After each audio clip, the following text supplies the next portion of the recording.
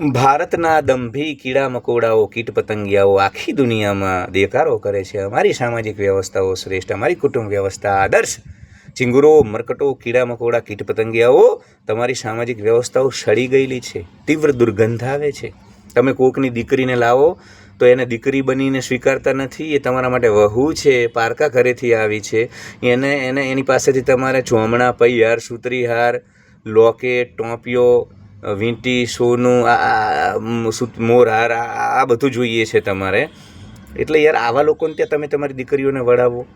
આ હરામખોરો તમારી દીકરીનું શરીર ભોગવે, તમારી પાસેથી દહેજની અપેક્ષા રાખે, અને તમારી દીકરીને આ જીવન જો જે દીકરી દહેજ લઈને ન આવી શકે ને એને આખી જિંદગી મેણા મારવામાં આવે, એને ગોળ ખાવા ના આપવામાં આવે, ઘી ના આપવામાં આવે, અને પ્રતિપળ એને અહેસાસ કરાવવામાં આવે કે તું નથી લાવી. આવા હરામખોરોને ત્યાં તમારી દીકરીઓ આપો છો. ધિક્કાર છે તમને અને આ વ્યવસ્થાઓને.